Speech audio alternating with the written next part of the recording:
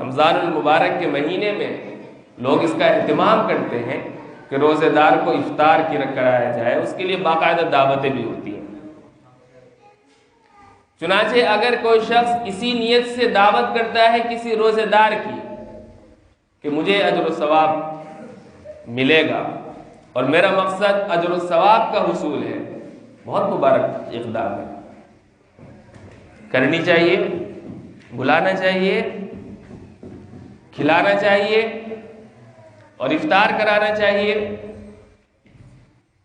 لیکن ہوتا یہ ہے ہماری افطار پارٹیوں میں اور افطار کی دعوتوں میں کہ عام طور پر جو مقصد ہوتا ہے، بہت سارے لوگوں کا مقصد یہی ہوتا ہوگا، اسے نظر رکھنا چاہیے، حصول ثواب، اجر و ثواب کا حصول۔ لیکن رمضان کے مبارک مہینے میں عبادت کو ہم اپنے دوسرے مقاصد کے حصول کا ذریعہ بنا لیتے ہیں۔ میں نے کہا کہ افطار خود عبادت ہے اور افطار کرانے کا بڑا اجر و ثواب ہے، لیکن ہوتا یہ ہے کہ ہم افطار پارٹی رکھتے ہیں، لوگوں کو بلاتے ہیں اور اس میں کسی کی تخصیص نہیں، بغیر روزے داروں کو پہلے بلاتے ہیں، جن کا جو روزے نہیں رکھتے ان کو بلاتے ہیں، اور غیر مسلموں کو بھی بلاتے ہیں۔ غیر مسلموں کو دعوت کھلانا، ان کا اکرام کرنا، ان کی ضیافت کرنا، مہمان نوازی کرنا منع نہیں ہے، لیکن اس کے لیے کوئی اور موقع رکھے۔ افطار میں جو اجر و ثواب ملتا ہے وہ روزے دار کو کھلانے سے ملتا ہے، غیر روزے داروں کو نہیں۔ مسلمان بھی اگر غیر روزے دار ہیں، جن کا روزہ نہیں ہے، روزے خور ہیں، ان کو بھی اگر کھانے کھلاؤ گے تو ان کو افطار کرانے کا ثواب نہیں ملے گا، چہ جائے کہ غیر مسلم۔ پھر مزید یہ ہوتا ہے افطار پارٹیوں میں جو لوگ افطار کا اہتمام کرتے ہیں وہ سب کو بلاتے ہیں، اپنے پارٹنروں کو، بزنس مین کو، اور جو سیاسی لوگ ہوتے ہیں، نیتاؤں کو، ان سب کو بلایا جاتا ہے۔ یعنی ان سب صاحب حیثیت لوگوں کو تو بلایا جاتا ہے جن کے پیٹ پہلے سے بھرے ہوئے ہوتے ہیں، جو خوب صاحب حیثیت ہوتے ہیں، اور جو غریب نادار ہوتے ہیں، فقر و فاقے سے مجبور ہوتے ہیں، ان کو کوئی نہیں پوچھتا۔ اس کا مطلب یہ ہوا کہ افطار کرانے کا مقصد کچھ اور ہے، حصول ثواب نہیں ہے۔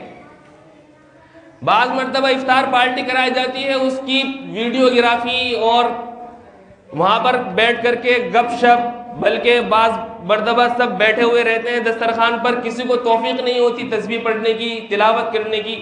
اکثر لوگ آپس کی باہم گفتگو، غیبتیں، چغلییں، جھوٹ اور آئندہ کے منصوبے وہ سب بن رہے ہوتے ہیں دسترخوان پر بیٹھ کر کے،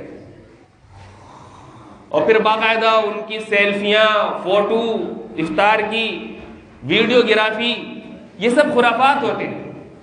اور بعض مرتبہ حد یہ ہے کہ عورتوں کو بھی افطار میں بلایا جاتا ہے، مخلوط اجتماع ہوتا ہے، یہ ہوتا ہے رمضان میں۔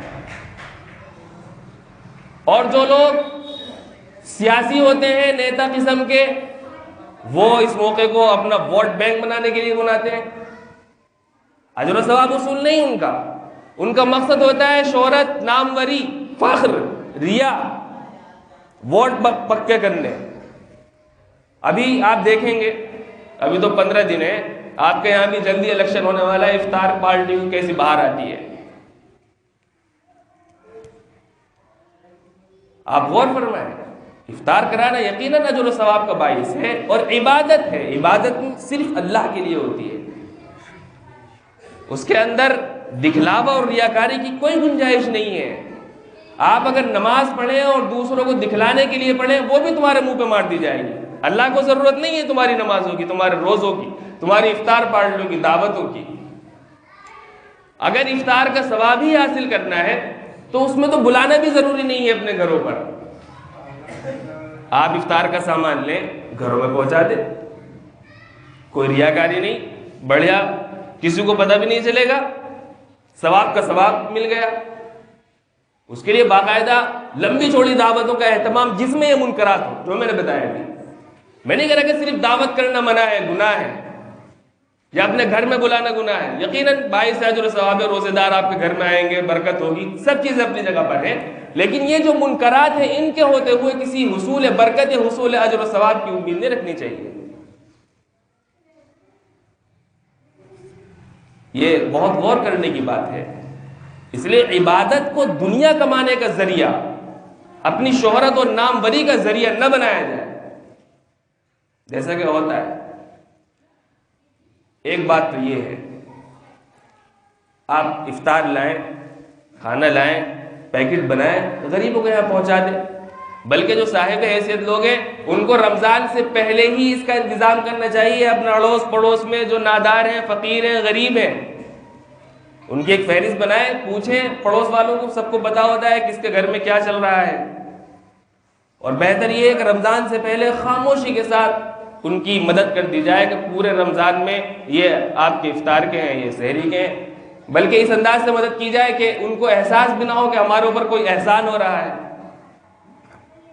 یقیناً تمہاری کوئی سیلفی نہیں آئے گی، کوئی ویڈیو بھی نہیں بنے گی، کوئی نیوز چینل والا بھی تمہارا یہ عمل نہیں دکھلائے گا، لیکن اللہ تبارک و تعالیٰ کی بارگاہ میں تمہارا یہ اجر و ثواب اور تمہارا یہ عمل یقیناً پہاڑ سے بھی زیادہ وزنی ہوگا، اور ان غریبوں کی نگاہوں میں بھی نیک نام ہو جاؤ گے جن کے گھر میں بہت تنگی سے گزر بسر ہوتا ہے۔ ہر جگہ ایسے لوگ ہیں۔ ایک بات